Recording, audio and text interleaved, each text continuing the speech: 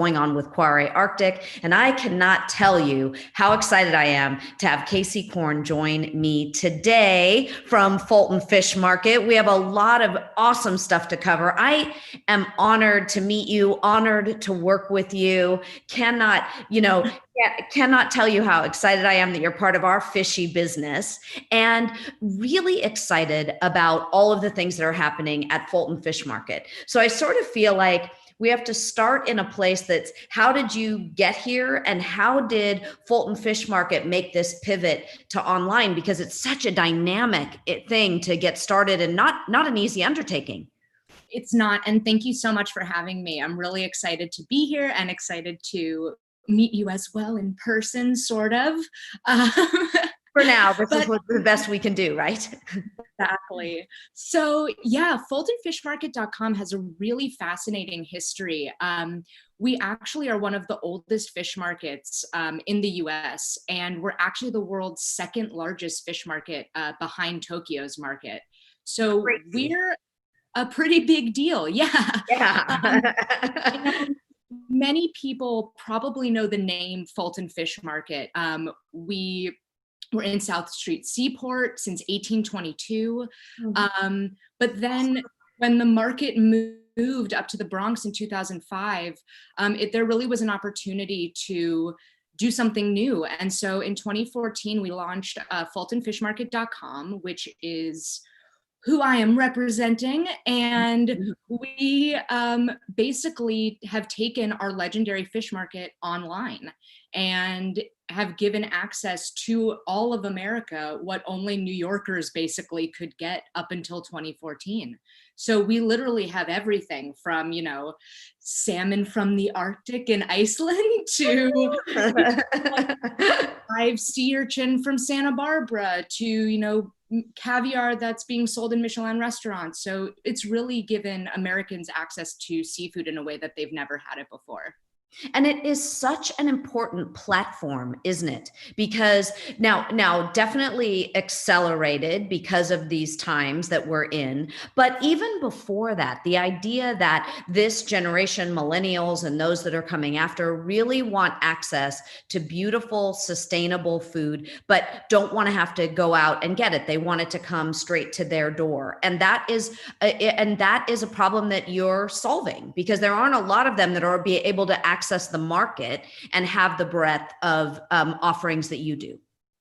Exactly. I mean, as a millennial myself, and I feel like I can speak for at least my generation and definitely the younger generation, that we're sort of the generation of Amazon and convenience and the internet, and have never been able to have access to seafood in this sort of way before. So it's unfortunately the positive for us, at least from a global pandemic, is having a lot of Americans who were previously in sort of seafood deserts, like landlocked, where you're sort of told to avoid fish maybe because you're so far from the sea, that here we are filling this gap that really provides seafood to people who've never had access to it before. And now, unfortunately, with the pandemic, have realized, oh, I can have access to this because it's online.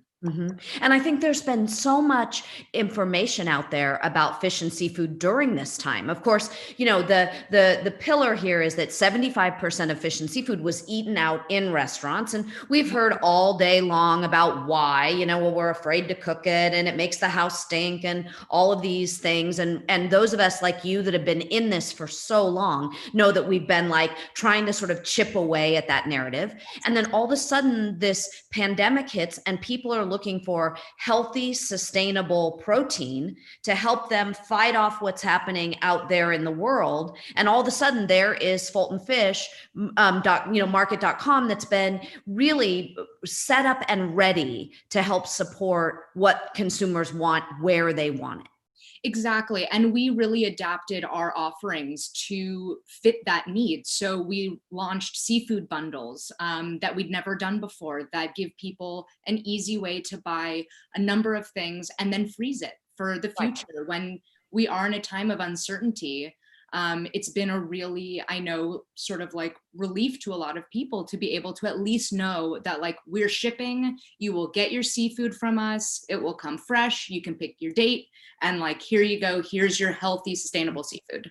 Well, and for me, and you know this, I'm an advocate of sustainably harvested and reared seafood. It's part of what I do beyond beyond just Kvarøy Arctic, and building that pantry of items in your freezer, really with best in class freezing techniques, proves in your model, doesn't it, that you can pull something from your freezer pantry and have delicious seafood that's not like the frozen seafood of old. Exactly. And I was on your webinar with Andrew Zimmern the other day, and he mentioned, you know, one of the things that he always says is seafood is quick and easy, and it has this sort of reputation of being complicated and too fussy and smelling up the house, but you can make a dinner in like 2.5 seconds with fish, and especially with products that are as high quality and sustainable as Kvarøy Arctic. I mean, it's basically is like, here, you can't screw it up. And it's something that the entire family will enjoy. And then let's just layer in all of those things like, you know, the American Heart Association recommends, you know, 4 servings of fish and seafood a week. And you've got Kvarøy Arctic where you can get all of your omega-3s in one serving. Portion for the whole week. What is outrageous? I know. Well, and so it's kind of been this, you know, duh. Of course, we should be eating more fish and seafood. But what I love is you at fultonfishmarket.com make it easy for us, because I think people have been intimidated by the fish and seafood case in general. Is that fair? I think so. You know, it's interesting because when I joined the team, one of the reasons that I love fultonfishmarket.com is the mission to bring seafood to everyone, to make it accessible, to make it, you know, not intimidating. And they told me that, you know, most Americans, you know, never eat seafood during the week. And I was like, how is that possible? I ate seafood like multiple times a week growing up, but I'm from LA. I also was raised in a mostly pescatarian family. So my experience is totally skewed. Yep. Being said, everyone should be able to have access to phenomenal seafood and to an authority that makes it easy. So to that extent, we have recipes on our site. We do interviews with chefs. We're putting together recipe videos and any inspiration you might need. You know, our team is here to help you. If you've never cooked fish before, give us a call. We'll like walk you through it. I know, I love that. But the other thing too is that you take the guesswork out of the sourcing, because is it true or not that when one of us is at the grocery store, you know, chicken is all chicken, whether it's natural, whether it's organic, whether it's commodity, I know what a chicken is going to taste like. Yes. And when I look at the beef section, beef is going to be beef, whether it's this type of steak or that. I mean, it's very familiar. But when I get in front of that fish and seafood case, I kind of have that same mindset. Like if all it was filled with salmon, well, we would love that at Kvarøy Arctic. But the reality is that it's filled with dozens of items that maybe I'm less familiar with. And does it make the choice harder? I think it does. I think, and there is totally a connection with, like, I would say beef, especially where there's all these different cuts and you're not necessarily sure what cut is good for what dish. Right. That there's a huge space for education in the seafood industry to, I don't know if we maybe go into these bigger markets and really educate their seafood departments so that they can be knowledgeable and say, you know, look, everyone recognizes salmon. It's orange and beautiful. Everyone recognizes tuna because it's red. But then you get into the white fishes and people are like, I don't know, like, is it tilapia? Mm-hmm. And we want people to be able to make informed decisions. So our website has tons of information on it, from health information, what vitamins you're getting in each fish, to cooking tips, to flavor profiles, to fun facts. I mean, it really is a one-stop shop of information and to help you make an educated seafood buy. Well, and what I love too is that you've got this massive team, and you should talk about this for a second, that are digging into every element of the sourcing. So all the way through. So I want to preface it with, you've got this team that's really sourcing best in class fish and seafood. Okay, check the box. We could say there are other retailers and other of your local fishmonger that's doing the same thing. But it's the information and the transparency that you're bringing that's different, because where do you go where you see the farm name in the fish case? You don't. Let's talk about that.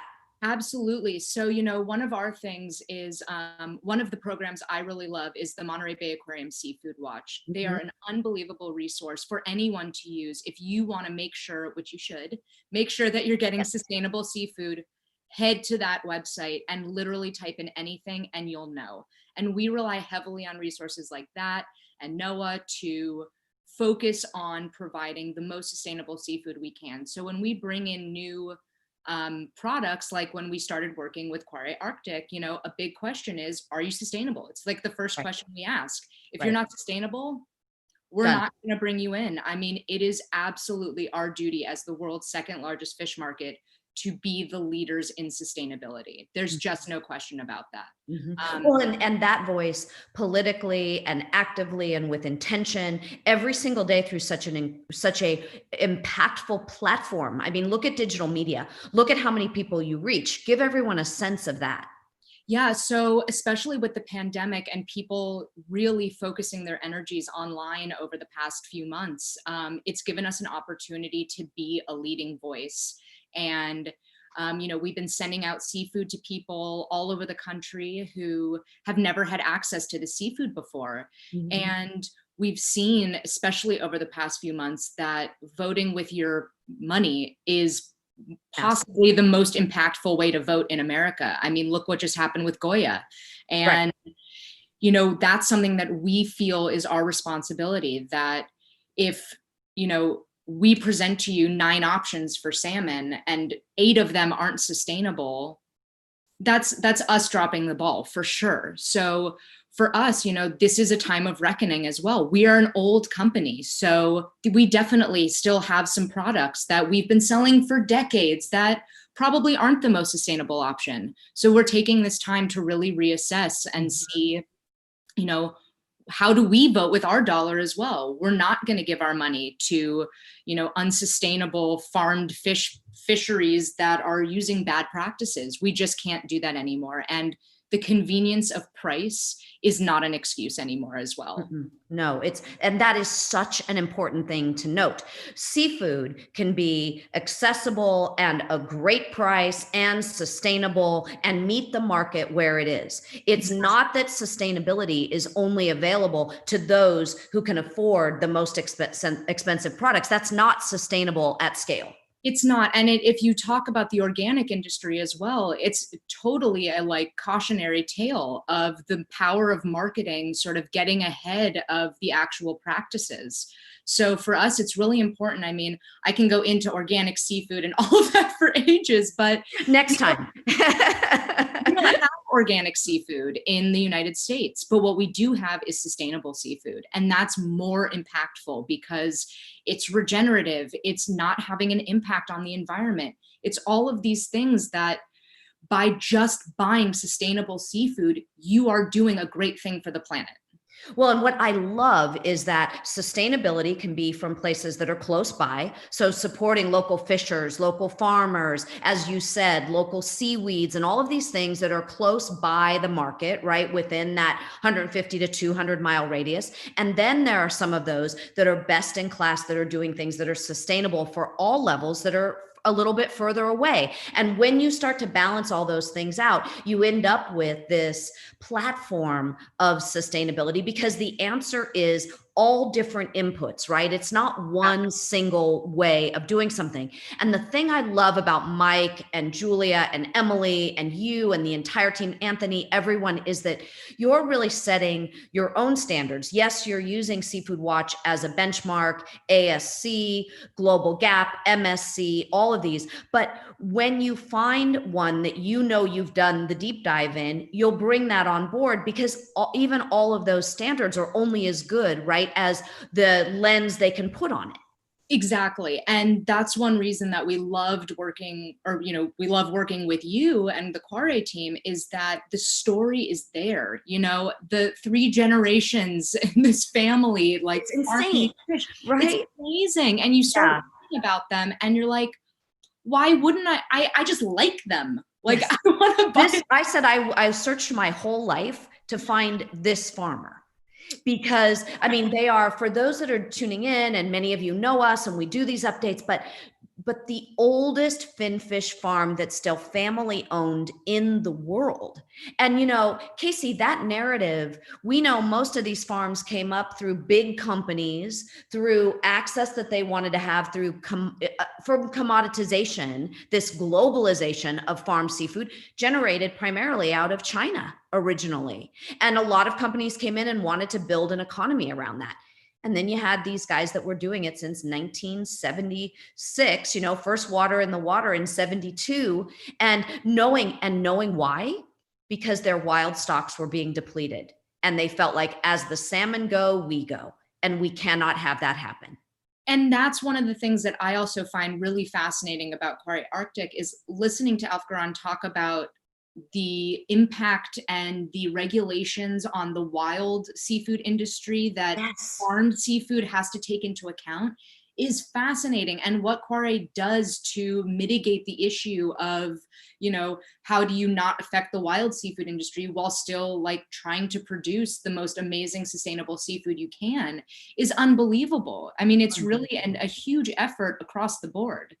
And how do you feel your customers, where that provenance and that storytelling meets what then is their commitment through the lens of Fulton, but also a place where we can really tell our story, which we've talked about on menu and in other fish and seafood cases is so difficult. What is that differentiator, and is that resonating with your customer base? Are you finding that that's working?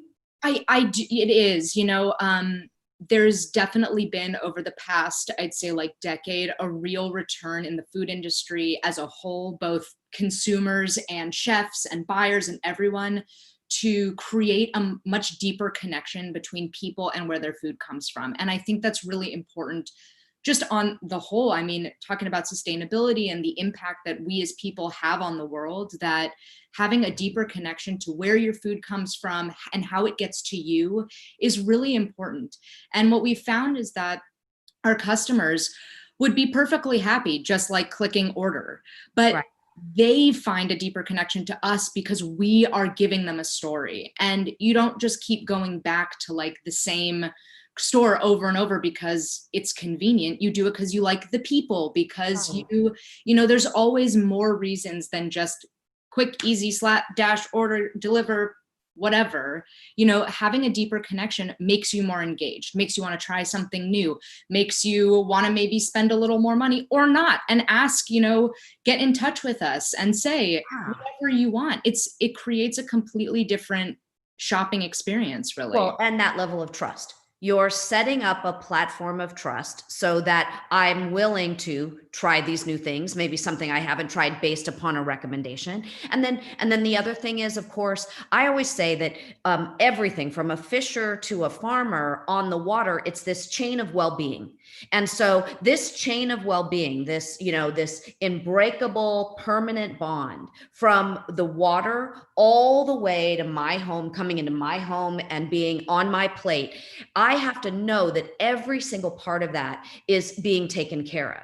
And I feel like when this fish comes into Fulton, you know, into Fulton Fish Market, we know that all of the integrity, the trust is going to also be taken care of at that point in the supply chain. And then to get it out to consumers in a way that's the best, that's still cold, that's the best cut of fish. You know, there's none of this murkiness. Yeah. Exactly. And it's really amazing. You know, we give our customers the ability to really customize their order. If you want, you know, this specific part of the salmon, we'll get that for you. You know, this should be like going into the best fishmonger you've ever gone into, where you know the guy because he's been your family fishmonger for 8 generations and he knows what you like. Like, we want to be that for you. Yep. And a lot of us don't have that connection to our ingredients anymore, do we? We don't, which is sad. And I, you know, really love the buy local movements. And when you're not buying local, it's important to find sustainability where you can. And that's what I love about companies like Kvarøy, is that, like, yeah, you're not local, but that's okay, because the steps that you're taking to make a sustainable product outweigh the fact that it's not local, like by Right. far. Right. Well, and if we didn't, we're so like, I always say, our consumption is like a bowl of popcorn, right? You sit there with it in the middle of the table. You say you're only going to take a few bites of it, but before you know it, the whole bowl is gone. And I firmly believe that had we not had some of these imports, and we can have a balance, certainly more balance in what is locally reared and harvested, and we know that there are a lot of efforts to be able to grow aquaculture and better management of fisheries in the United States, but we would have eaten the whole bowl of popcorn. So Kvarøy Arctic plays a role in protecting that from our hands eating all of it in Alaska and other places, right? Absolutely. And especially since the EU does have organic regulations and does, sort of go a step beyond what America does as far as seafood regulation, that it makes way more sense to be working with companies that have a connection to their land and their water, that care about their product. That's also something that, everyone goes, well, I care, but you can tell when people don't. And you can tell when you taste Kvarøy, you're like, this is it. This is what love tastes like. Well, and that's the thing. So let's talk about that a little bit, because if you've done everything right, the right way, then we get to have fun on the plate and create different dishes with it. And so what is it about Kvarøy Arctic that you found, like when you tasted it, that you were so connected with that love? Now, part of it is you're coming into it with the story, so that's helpful. But what about those Arctic waters, that merwa? We talk about that merwa a lot. And I mean, we know that we borrowed it from the oyster industry and certainly built upon the wine industry. But what was it about that when you first tasted it? Yeah, so Americans are very used to eating Alaskan salmon and domestic wild salmon. And then we also have a bit of like New Zealand, which is like this bold in your face salmon flavor, which I love too.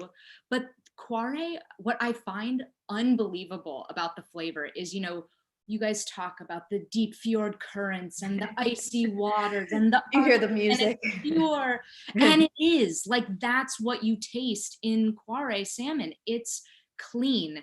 It's a little bit milder than like that bold in your face salmon, which makes it a lot more accessible. If you're a person who's like, no, I tried salmon, I didn't like it, try Kvarøy, because it's not the same. It's a completely different eating experience.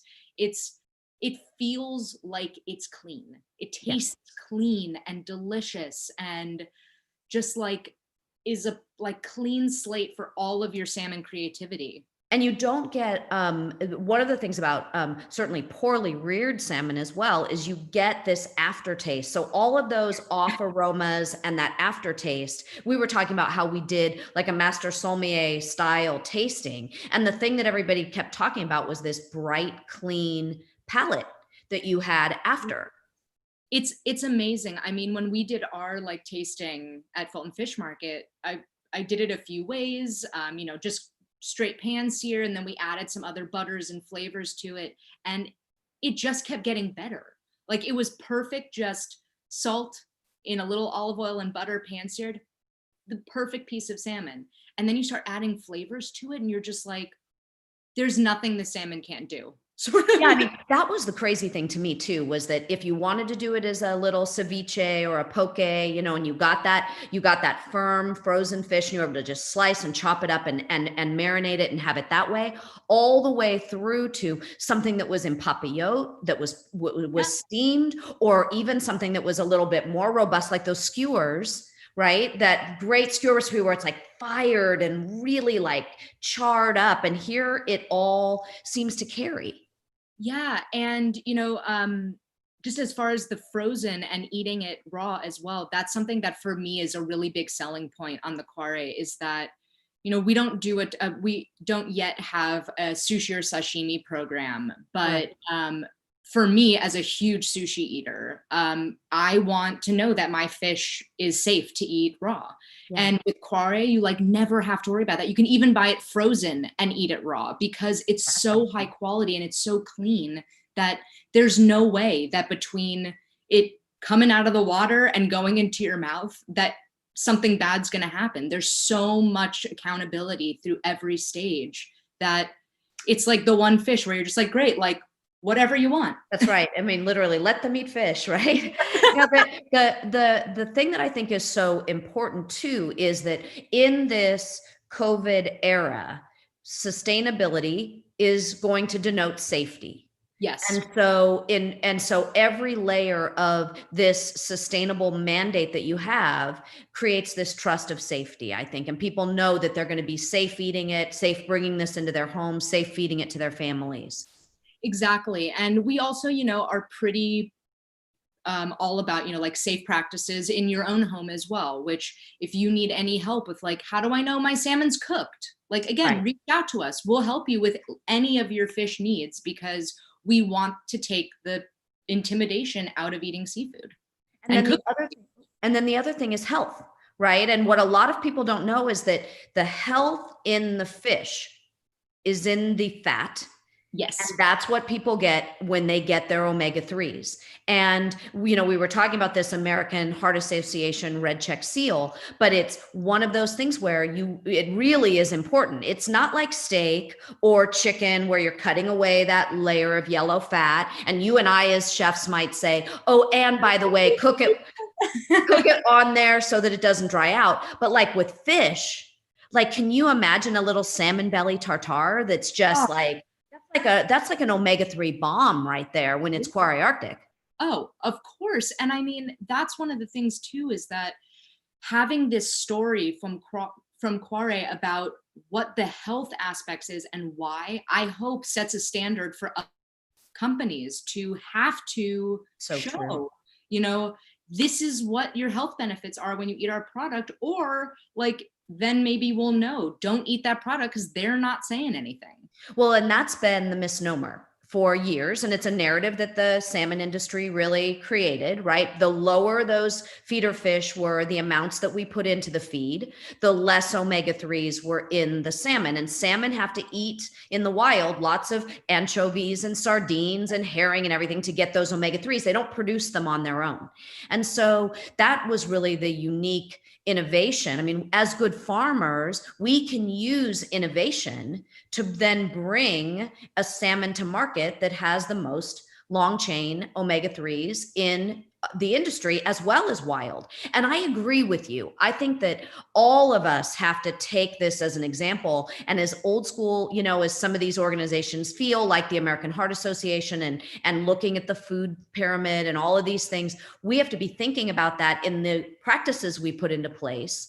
And we all as farmers should be looking at that and hitting that standard. There's no doubt.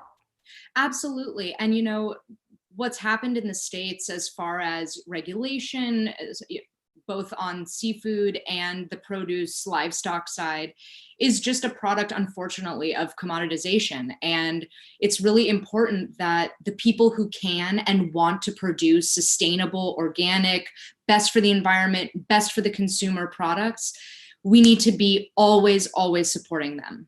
That's right. Well, and we look at these chefs like Dan Barber and others, and they've been teaching us this and talking about this. And then at the end of the day, it comes down to the flavor, dummy, because it will taste better.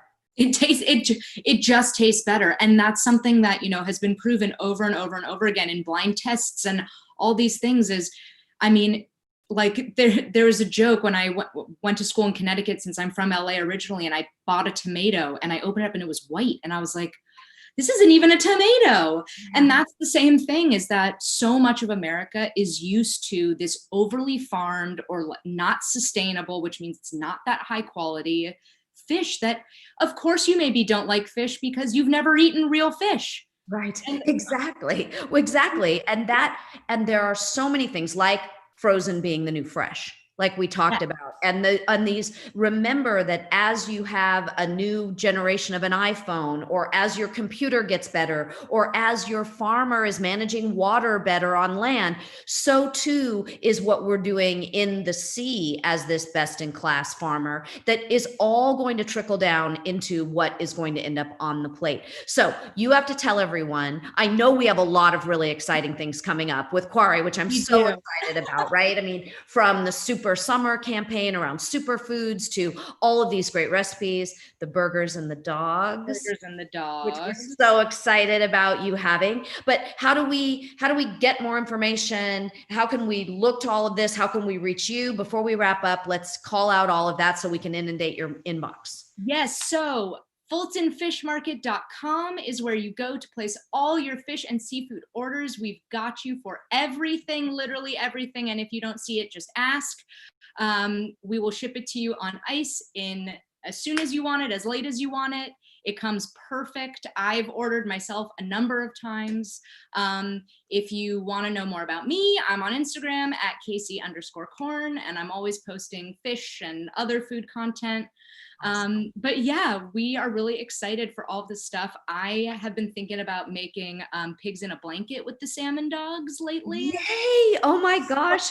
Somebody told me I should do corn dogs, which I'm like, yes, let's do badass old school corn dogs. Yes. Okay. Right? I'll work on that with you. And then, yeah, I mean, it's such a great fish that like the world is, I mean, you can't even say the world is your oyster. The world is your salmon, because the world is our salmon. With FultonFishMarket.com and with you and the team. Lots of love. Have a great rest of the day. I know we're going to be talking often, and I'm from LA too. Woohoo! There you go. Have a great day. Take care. Bye-bye now.